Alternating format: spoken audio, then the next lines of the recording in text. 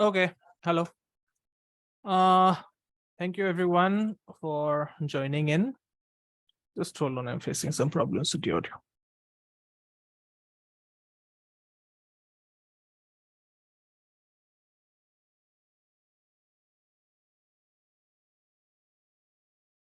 Okay. Thank you everyone for joining, and I apologize for not being able to conduct the Kala Sarpa class yesterday. I was facing a lot of issues and the net never came. Anyways, let's begin with the Shanti mantra that we usually do. Om Sahana Bhavatu, Sahana Bhunakatu, Sahaviryankara Vavahai, Tejasvinadadhitamastu ma vidvishavahai. Om Shanti Shanti Shanti. All right then. So we were supposed to discuss the Pratyanta Dasha.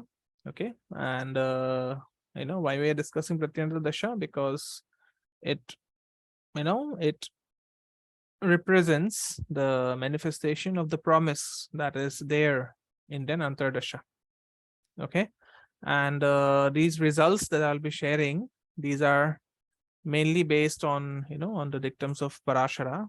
I'll not be going into details unless and until it's absolutely necessary. But all of these, have been picked up from the BPHS. And you must modify these results according to the disposition of the Pratyanta Dasha Lord as well as the house lordship. Okay, that means the house that is ruled by the Pratyanta Dasha Lord. Okay. So the Pratyanta Dasha in the Antardasha of the Sun. Okay, so we are not dealing with Mahadasha, we are dealing with Antardasha. Okay, so if it is Sun Antardasha and Sun Pratyanta Dasha, then there could be loss of wealth, okay, headache, and then there could be trouble with the spouse. Why trouble with the spouse? It's because the Sun represents ego, excessive ego. Okay. For the Pratyanta Dasha of the Moon during the Antardasha of the Sun, you can have, a lot of mental turmoil, loss of wealth, and quarrels. Okay, so Pratyanta Dasha actually acts as per the Tattva. Okay, the Sun represents Agni Tattva, the Moon represents Vayu Tattva, Jala Tattva. So, the Pratyanta Dasha of the Sun, the Pratyanta Dasha of the Moon in the Antardasha of the Sun can be, can give some really, really bad results. Okay. If it is the Pratyanta Dasha of Mars, it can lead to, to a lot of to a lot of anger issues. It can also cause problems from your enemies and fire accidents as well as imprisonment. Okay. Rahu Pratyanta Dasha, it can lead to, fear. Okay. It can lead to fear psychosis. It can lead to some phobias or even loss of money. Okay. Loss of health, accidents, problem with the bones and so on. If it is the Pratyanta Dasha of Jupiter, it can lead to, it can lead to elimination of enemies. It can lead to great glory, acquisition of vehicles. Okay. In case of Saturn, it can lead to mental turmoil. It can lead to serious illnesses. Okay. It can lead to loss of cattle. For Mercury, for the Pratyanta Dasha of Mercury in the Antardasha of Sun, it can lead to acquisition of new learning, gains of wealth and religious inclinations. If it is the Pratyanta Dasha of Ketu, it can lead to danger of life, substantial losses, torment through enemies, and so on. But it can also lead to spiritual growth. Okay. If it is the Pratyanta Dasha of Venus, then, it can lead to gains, but those will be ordinary gains, just like you're doing a business and you're expecting to get a return, but you're getting that return. Okay. So don't expect anything extraordinary. Okay. So I'm just going through the, I'm just breezing past through the Pratyanta Dashas because, it'll really help you in timing the events. Okay. And Parashara's dictum, as far as I have seen, these dicta, they work, they work with remarkable accuracy. Okay. I'm just using Parashara's words. I've not added anything from my end here. All right. If it is we look at the Antardasha of the Moon, and then if it is the Pratyanta Dasha of the Moon itself in the Antardasha, It'll lead to a prosperous period. It can lead to favors from the government and pleasures from females. Okay. The Pratyanta Dasha of Mars in the Antardasha of the moon, it can lead to gain of wealth and wisdom, as well as, it can lead to some kind of problems with the enemies. Okay. And the Pratyanta Dasha of Rahu can actually lead to untimely death. Okay. It can also lead to sudden gains of wealth. Okay. Just hold on a bit. Okay. So the Pratyanta Dasha of Saturn in the Antardasha of the moon, it can lead to physical illness, loss of wealth, as well as humiliation. But before Saturn, there will be the Pratyanta Dasha of Jupiter, and it can lead to, great wisdom, higher learning, and also, meeting with your guru, as well as gain of wealth. Okay. So when Parashara speaks wealth in terms of Jupiter, he means the wealth of knowledge. Okay. He does not mean, does not mean material wealth. He means the wealth of knowledge. Okay. And that is the reason, Jupiter, according to some classic Vedic texts, it represents Saraswati. All right. Because it gives you knowledge and skills. And then the Pratyanta Dasha of Mercury in the Antardasha of the moon, it can lead to the birth of a male child. It can lead to, learning, and also it can bring great fame. Okay. Again, the Pratyanta Dasha of Ketu, it can lead to discord with, with learned people like Brahmins or your teachers. And just like Rahu, it can also cause death. But here, death can be due to accident. Okay. The Pratyanta Dasha of Venus in the Antardasha of the moon, it can lead to a lot of prosperity in terms of material comfort, material wealth, and it can also lead to the birth of a female child. In case of the Pratyanta Dasha of the sun, in the Antardasha of the moon, it can lead to losses of enemies, and it can also lead to all-round dominance if moon is strongly placed in the chart. Okay. Now, the Pratyanta Dashas during the Antardasha of Mars. Okay, the Pratyanta Dasha in the Pratyanta Dasha in the Antardasha of Mars. If it is Mars Pratyanta Dasha, it can lead to fear from enemies. It can lead to, opposition from your relatives. It can also mean danger from accidents and from cuts and burns. If it is the Pratyanta Dasha of Rahu, that can lead to loss of wealth. It can lead to, food poisoning. It can also lead to imprisonment. If it is the Pratyanta Dasha of Jupiter, it can lead to loss of wisdom. Okay, that means you lose your discriminatory power. It also leads to mental torment and failures. All right. If it is the Pratyanta Dasha of Saturn, it can lead to quarrels, it can lead to distress, it can lead to loss of wealth. Okay. If it is the Pratyanta Dasha of Mercury, it can lead to loss of wisdom, also loss of money, as well as loss of friends. If it is Ketu, it can lead to, boils and skin problems. It can lead to headaches. It can lead to, body illness, and also untimely death due to fire accidents. If it is Venus, Parashara says it will bring trouble from Chandala. Chandala means outcasts. Okay. But you can take it to be trouble from those who belong to a lower social status as compared to you. Okay. It can also lead to risk of injury as well as gastroenteritis. All right. If it is the sun, it can lead to gain of lands and friends. It can also lead to a lot of mental peace. If it is the moon, it can lead to gains from the southern direction. Okay. It can also lead to acquisition of new property and vehicles, and also acquisition of ornaments. All right. Okay. Then we come to the Pratyanta Dashas in the Antardasha of Rahu. So for Rahu, the Rahu Pratyanta Dasha can lead to imprisonment, can lead to illness. The Jupiter Pratyanta Dasha can lead to increase in name and fame, and also acquisition of, wisdom and vehicles. For Saturn, it can lead to a lot of humiliation, a lot of, loss of physical comforts. It can also lead to incarceration. Okay, that means you may be framed by the higher authorities for something that you have either done, or maybe even if you have not done something. Okay. If it is Mercury, it can lead to gain through the spouse. It can also lead to success in foreign lands.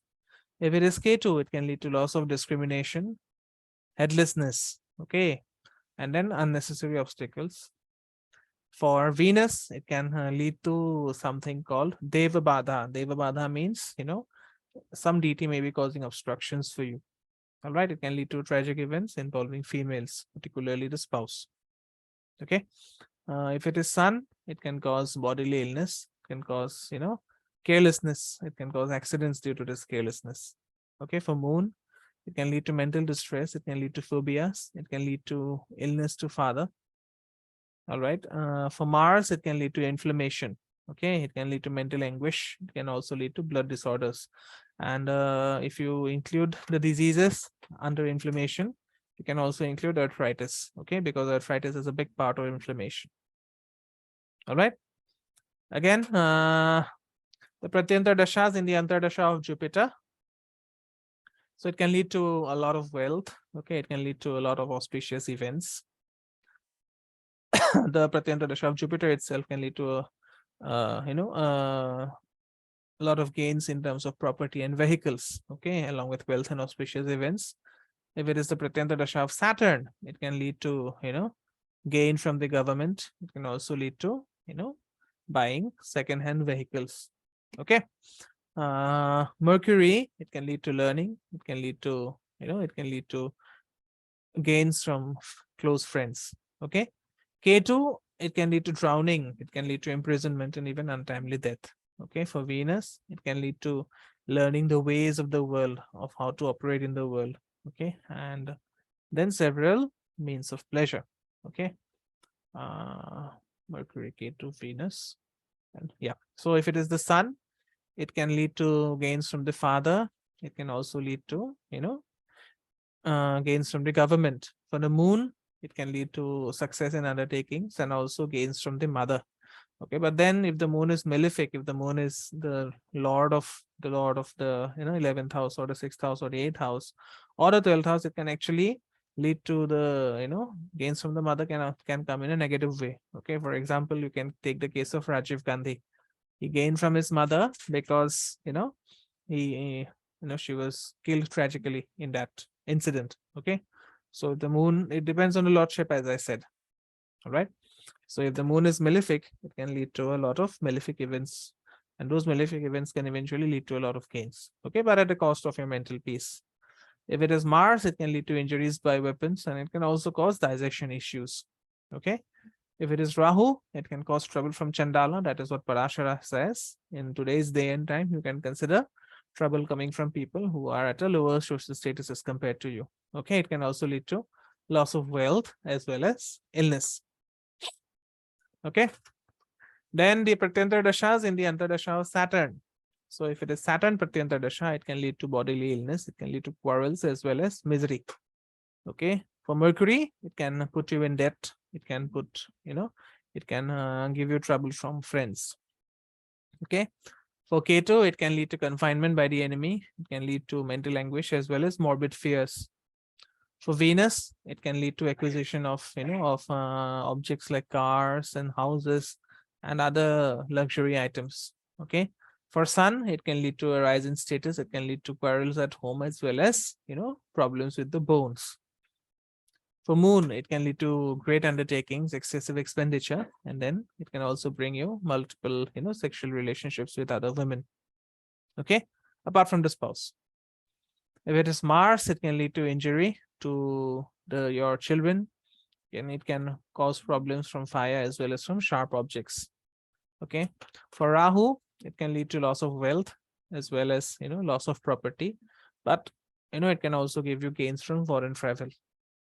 For Jupiter, it can lead to troubles at home as well as mental distress. Then, in the Antardasha of Mercury, let's look at the Pratyanta Dashas. If it is a Pratyanta Dasha of Mercury, it can lead to a lot of learning. It can lead to comforts. It can bring you a lot of monetary gains as well. For Ketu Pratyanta Dasha, in Mercury Antardasha, it can lead to unclean food, abdominal as well as eye diseases. For Venus Pratyanta Dasha, it can lead to gains from the northern direction as well as rise in professional status. Okay, it can also lead to losses from cattle because Venus represents the cow. All right. For Sun, it can lead to loss of health. It can also lead to loss of mental poise. Okay. For Moon, it can lead to gains from women, particularly from your mother. It can also lead to birth of a female child. For Mars, it can lead to gain of property as well as gain of land. It can also cause problems from thieves as well as fire and weapons. Okay. For Rahu, it can cause discord with women, sudden fears, and then it can cause some kind of mental aberrations. For Jupiter, Pratyanta Dasha can bring royal status as well as excessive learning. Okay. And then for Saturn Pratyanta Dasha, it can lead to some kind of bodily injury as well as loss of wealth. Then Pratyanta Dashas in the Antardasha of Ketu. So, Ketu Pratyanta Dasha can bring sudden calamity, can bring, loss of wealth due to your own, indecision or misguided decisions. For Venus, it can bring fear from Melechas. Melechas mean, from people belonging to other religion. Okay. If you're a Hindu, it can bring problems from people who are Muslims or Christians. If you are a Muslim, it can bring problems from Hindus and other people and so on. Okay. It can lead to eye diseases as well as headache. Okay. For Sun, it can lead to, defeat from enemies as well as, problems from friends. For Moon, it can lead to loss of discrimination, humiliation, as well as body problems, physical problems. Okay. For Mars, it can lead to injury by fire or injury from, from sharp objects. For Rahu, it can lead to trouble from women and domination by enemies. For Jupiter, it can lead to loss of wealth, and then it can lead to sudden calamity. For example, all of a sudden, your newly built house may collapse because of an earthquake and so on. Okay. For Saturn, it can lead to death of friends. It can lead to death of some servant as well.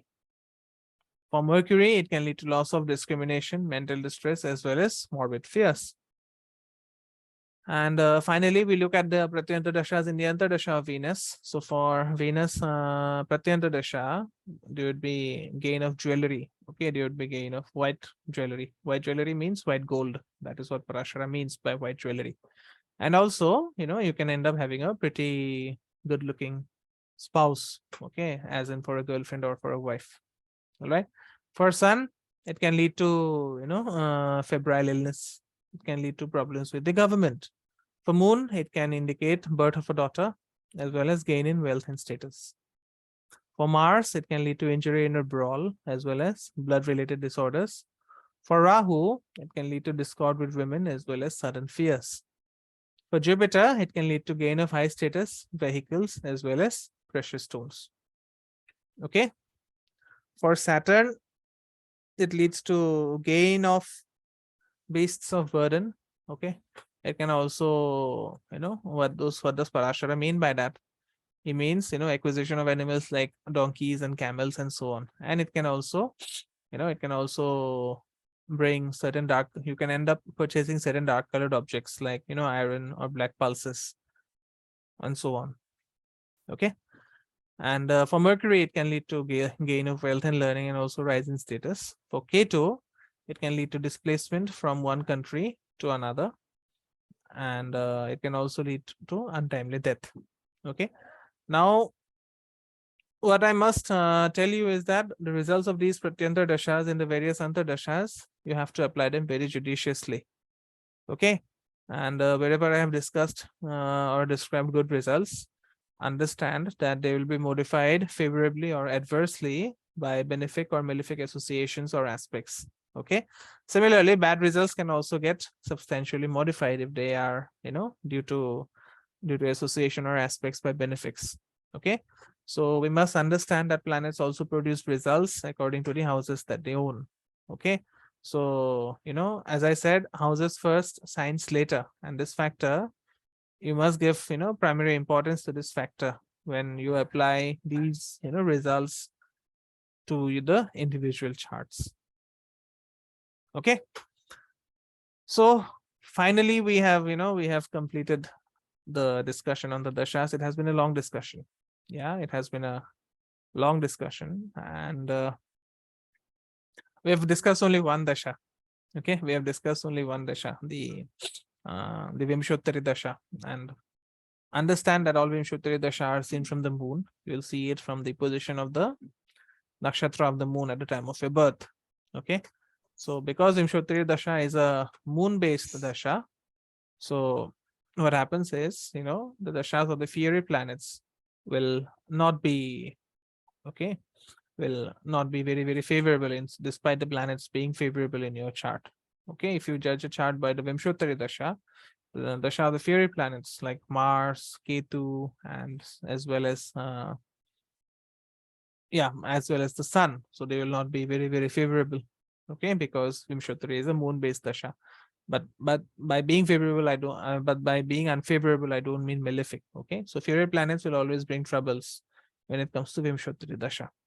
Okay, so as I said, as astro enthusiasts or people who are trying to make sense of this subject, you must know at least 2 dashas so that you can apply both to arrive at the correct prediction. Okay, and very shortly we'll be starting a course on the Chara Dasha, as described by Shriki and Rauji. Okay, and we'll also look at something called Naisargika Dasha. Okay, so that means there is another, these are the dashas that you can apply. There is the Yogini Dasha, there is the Narayan Dasha, there is the Sudarshan Chakra Dasha, and a lot of more dashas. But in my opinion, just having the knowledge of Chara Dasha as well as the Naisargika Dasha along with the Vimshottari Dasha can take your predictive skills to the next level. Okay, people are learning one Dasha after the other without actually knowing how to apply it. That is not the correct way to go about this.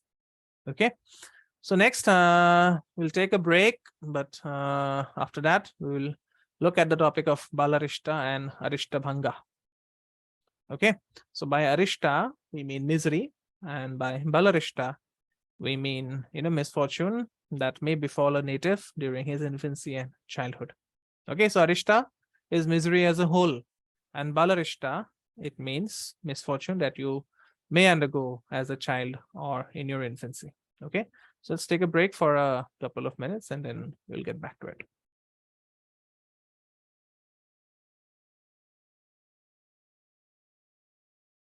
All right, so as I said, Arishta is, you can take Arishta as misery of any sort.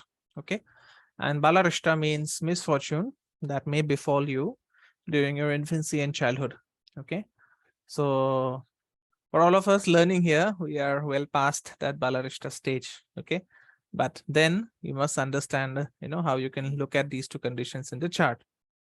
And the misfortune of a newborn baby can primarily be in terms of physical health. Okay, so this term called Balarishta is used to indicate ill health, soon after birth. Okay, it's a combination of 2 terms, Bala and Arishta. Okay, so Bala means, young, and Arishta means misery. So the misery that you undergo primarily as a child, okay, before the age of 12 is termed as Balarishta. And Arishta, as a whole, is an affliction in the horoscope. And all the astrologers who have learned astrology from those who have learned astrology orally. Okay, for example, a lot of astrologers would have learned astrology from their fathers or maybe from their uncles or someone in the family. So such astrologers, they always stress that before pronouncing the results of any good yoga or any favorable dasha, an assessment must be made in respect of the presence or absence of combinations for Balarishta in a horoscope. Okay, now B.V. Raman actually stoked up a lot of controversy when he termed Balarishta as something called death in childhood. Okay, but it is not that terrible. All right, so but then the other classical books on astrology, for example, the Bhavana Ratnakara or the Muhurta Chintamani, they almost invariably indicate that certain combinations for Balarishta lead to untimely death in childhood. Okay, and then because people apply these dictums literally, these are very classical dictums. Okay, so because people apply these dictums literally, this term called Balarishta has come to mean a certain death in the presence of such combinations in the horoscope.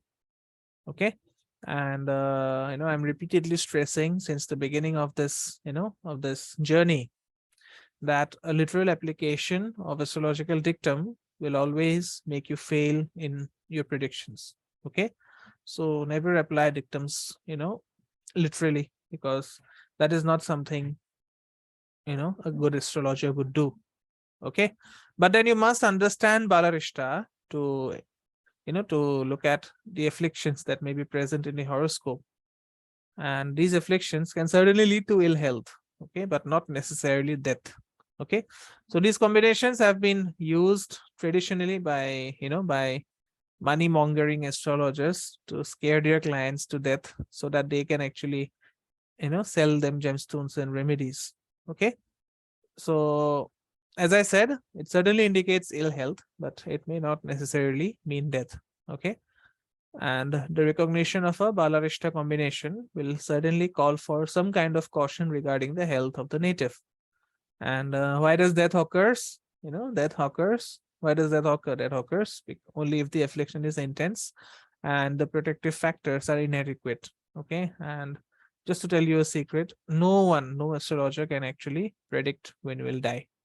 Okay, some may say that this is very easy to say in a video that I predicted that this person will die, but no one can actually pinpoint to the exact time of death. It's not possible.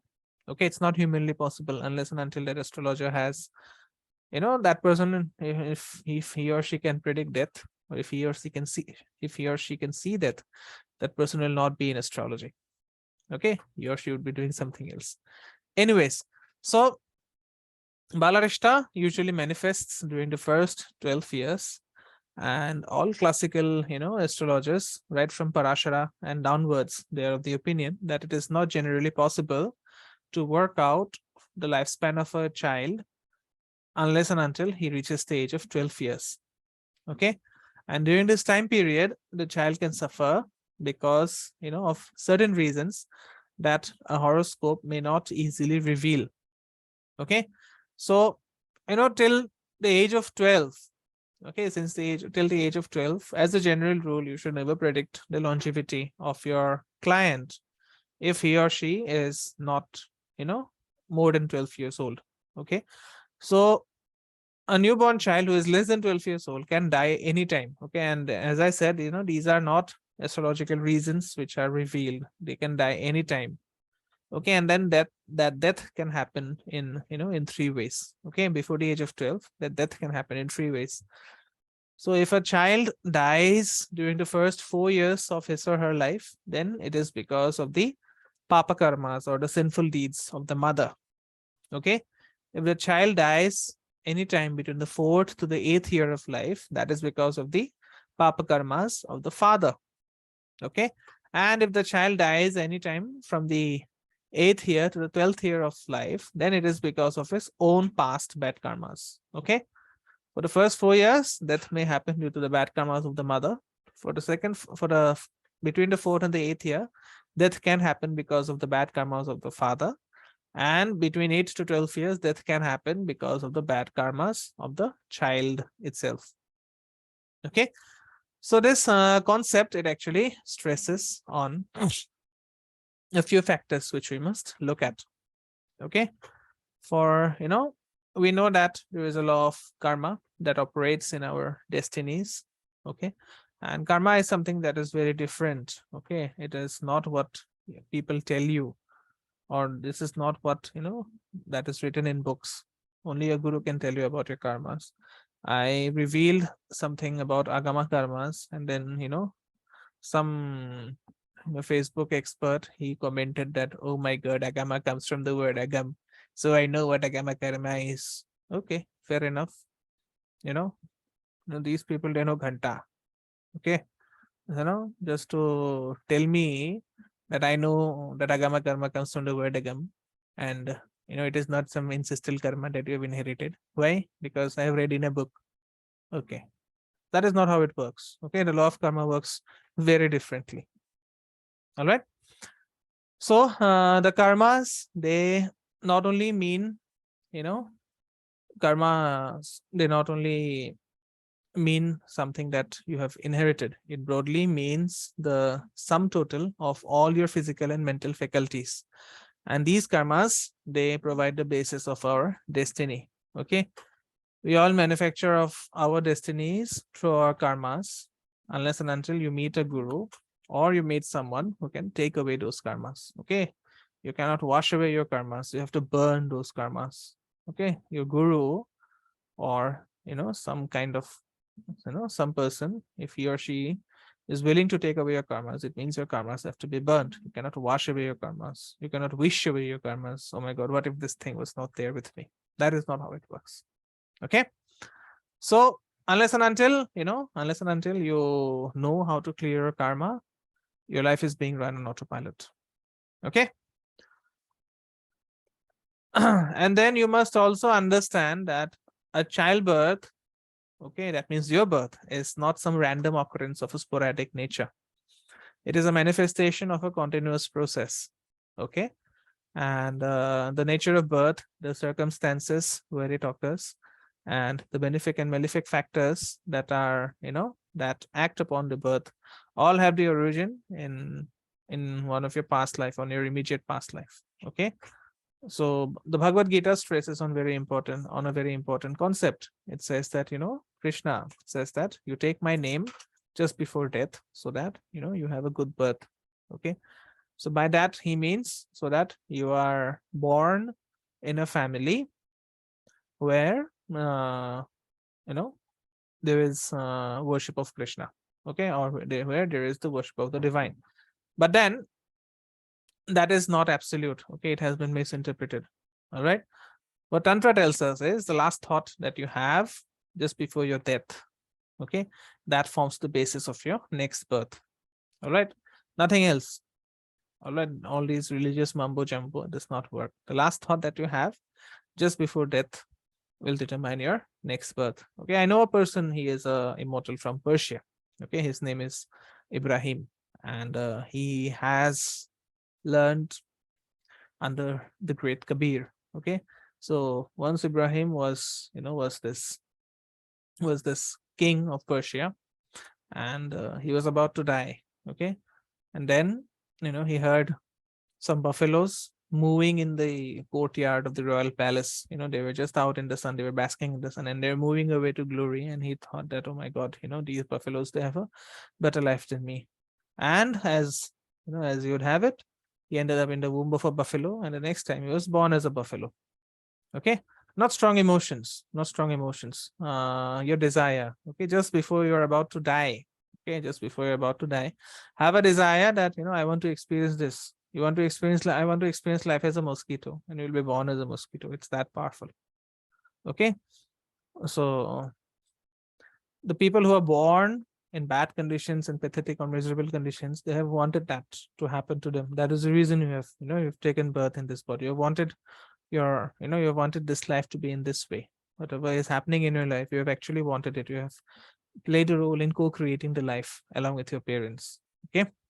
So this is very important to understand. That is the reason I ask people, to stress on immortality, so that you don't have to die.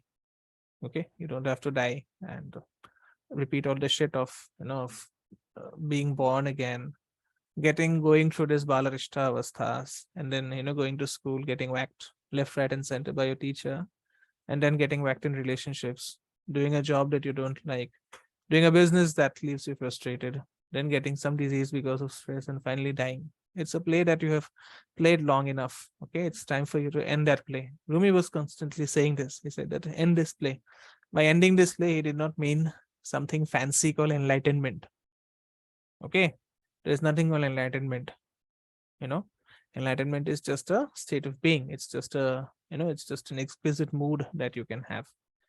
The Buddha died, when he consumed mushrooms that gave him that. He died after consuming psychedelic mushrooms, and people thought that he got enlightened. No, he was not enlightened. He was under the influence of some chemicals. Okay.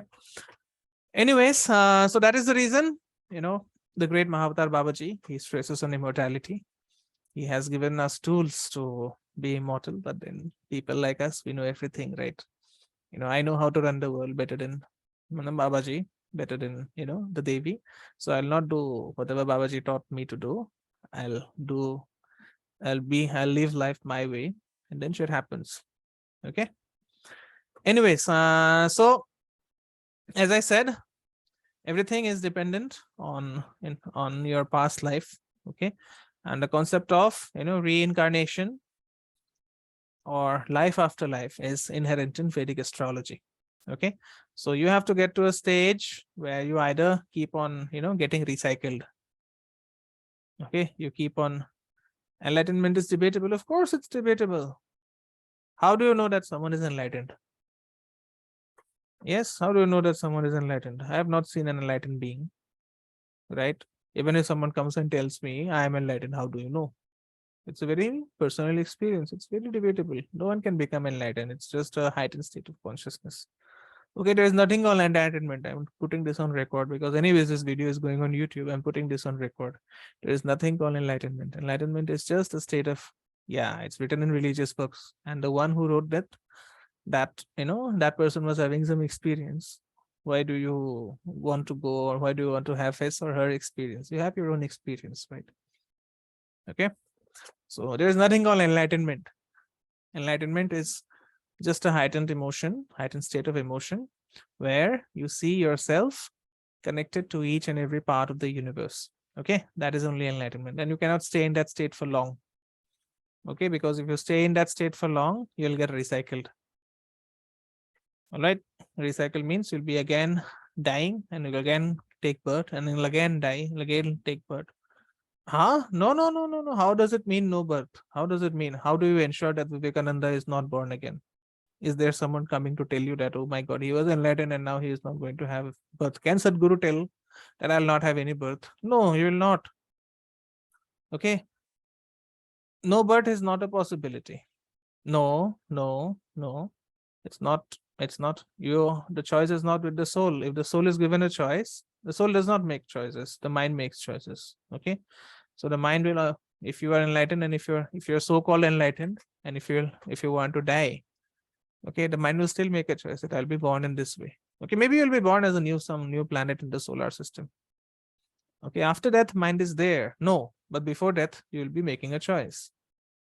Okay, you'll be making a choice, and that will cause your rebirth. So mind is a very powerful entity. Don't underestimate it because someone has told you that you must overcome your mind. No, you can only control your mind. Okay. And there's new age spirituality, which tells you to live in the present moment. That is equivalent to living like animals. What does it look like being in the present moment? The present moment is again becoming, the past. The next future moment is becoming the present. It's a continuous state.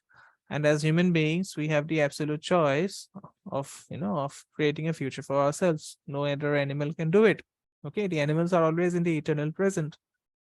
And then there are some so-called spiritualists who tell you to, be in the present, be in the now. How can you be in the now? This now is a result of your past choices, right? This now is a result of your past choices. For example, there is the spiritualist. That's why their sixth sense is better than us. Yes, but you cannot live your life through your sixth sense, right? You cannot live your life with your sixth sense alone. You need all the senses. Yes. So there is some, this spiritual bigwig who tells you there is no problem in the now. Of course, there is no problem in the now. Yes. Maybe you have a good insurance. Maybe you have a good amount of money for which there is no problem today in the now. But what if you don't have money? Yes. All the money that you have made till this point, they are a thing of the past. Yes. Then why meditation stresses on being in present? You are not being taught meditation in the right way. I've been giving you a couple of dhyanas, isn't it, Twinkleji? So I never taught you to, be in the present. I just told you to, just told you to do whatever needs to be done. Meditation is not being in the present. Okay, that is just meditation. Dhyana is something different. We have to understand that dhyana and meditation are different. Okay, and all those people who call themselves as meditators, they have just appropriated yoga. Those what yoga is called? Yoga means union. Westerners call yoga as union. It was actually mentioned not by Sadhguru. Okay, it was mentioned by BKS Iyengar, and Sadhguru just parrots that yoga is union. yoga is union. So, and then some foreigner learned it. Oh my God, yoga is union. Now, ab main 6 figure ka business karega by saying that yoga is union, and by writing a book that yoga is union, and by giving a meditation that yoga is union. Yes. So what is the difference between dhyana and meditation? Dhyan is focusing your attention inwards. Okay. It's understanding that there is no difference between the inwards and the outwards. Okay. That is dhyan. Meditation is just watching your thoughts come and go. What will you do with that meditation? Watch your thoughts come and go. Yeah. Even a child, as a child, we used to do that, right? Watching thoughts come and go. Thoughts will always be there. What difference will it make if you watch your thoughts? No difference. It will slow down your thinking. I can give you techniques to slow down your thinking or to stop your thoughts completely, which you can do with just, a couple of minutes of practice. I know meditators who have been meditating for the last 10 to 20 years. And if I ask them, can you stop your thoughts? Wo kya hota hai? We don't even know. Why? Because we have not been taught. Of course, dhyana is more powerful. But then no one teaches you how to do dhyana. Okay, no one teaches you how to do dhyana. Okay, for dhyana, there is a process which you have to do, which is called pratyahara. Okay, if you have not done pratyahara, you cannot do dhyana. Of course, dhyanas can be given out. I've given you a few dhyanas. Those are real dhyanas. Those you will not find in any books. No guru will teach you that. Okay, but without pratyahara, coming to dhyana is impossible. Okay. All right then.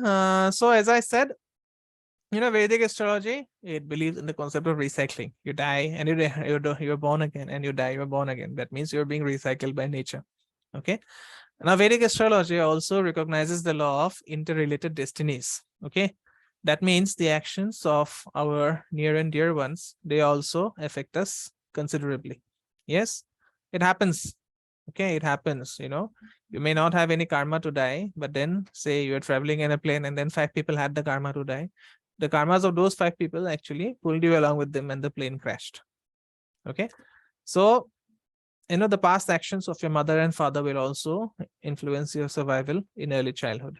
Okay. And as I said, death during the first 8 years of life may result from the karmas of your parents. Okay. And only after the first 8 years, this influences weakens or wears off. And if you are actually, if you actually study Vedic astrology deeply, if you take a deep dive, you will be able to appreciate how marvelously the destinies of people belonging to, one group or family are interrelated.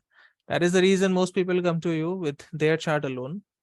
And then you are not able to make any sense out of it. Why this thing is happening to this person? But if you look at maybe the chart of the mother, maybe the chart of the wife, or maybe even the chart of their children, you will understand that, oh my God, this man is really suffering because his child or her child did a lot of bad karma in the past, and now that karma has come back to haunt the father or the mother. Okay, so these are the reasons why why classical writers they prohibit making predictions about children under the age of 12 years. But then if you get a chart for a child who is below, say, 12 years, you can actually examine it in respect of Balarishta, so that there can be appropriate remedial measures to neutralize Balarishta, and you can be the one who initiates those measures. Okay. So next, there is Arishta Bhanga. Arishta Bhanga means cancellation of Balarishta or Arishta. Bhanga means cancellation. So, you can consider Balarishta as a lethal missile, but Arishta Bhanga can act as a anti-missile. Okay. And this is also a combination. Okay. Arishta Bhanga is also a combination. So in the presence of Arishta Bhanga, a Balarishta will get neutralized. Okay. So it's very important as practicing astrologers that you don't give an opinion about a Balarishta in the horoscope without at the same time recognizing an Arishta Bhanga. Okay. It's just like the concept of Nicha and Nicha Bhanga. Okay. A planet may be debilitated, but once the planet gets debilitated, the astrologer also looks if the planet can come out of its debilitation, that is known as Nicha Bhanga. Okay. And if you're gaining through, if you're gaining by the planet coming out of its debilitation, it is known as Nicha Bhanga Raj Yoga. Okay. So You know, when you are searching for Arishta Bhanga combination, what it means is you are actually having an existence of Arishta in the first place. Okay, so it means there is an affliction in the chart for the cancellation to be implementable. Okay, and the ultimate outcome will depend upon how complete is the cancellation. Okay, sometimes there is only a qualitative improvement and not a complete neutralization of the affliction. Okay, this is also similar to Nicha Bhanga. Yes, you know, you can use this in your astrology predictions as well. If a planet is getting Nicha Bhanga, then the planet which is getting Nicha Bhanga, that planet will give you a very good Dasha. And the planet which is giving you the Nicha Bhanga, that planet will be destroyed. For example, say Mars is in Cancer and Moon is also in Cancer. In that case, you'll have a very good Mars Dasha, despite Mars being debilitated. But because Moon has given Nicha Bhanga to Mars, so Moon Dasha will be terrible. Okay, so you can use this principle in your astrological prediction as well. Okay, and as I said, don't go by the classical dictums, because these texts, they sometimes attribute decidedly positive and favorable results to an Arishta Bhanga combination. Okay, but this may not be true in actual practice. Okay, so in the next class, we will be looking at the astrological principles that lead to Balarishta as well as Arishta Bhanga.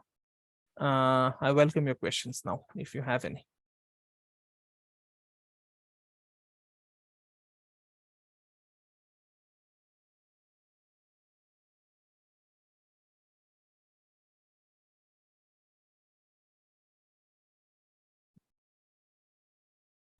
Okay, so I don't think we have questions. Yeah. Thank you so much for joining in. This week's Kala Sarpa class will be recorded.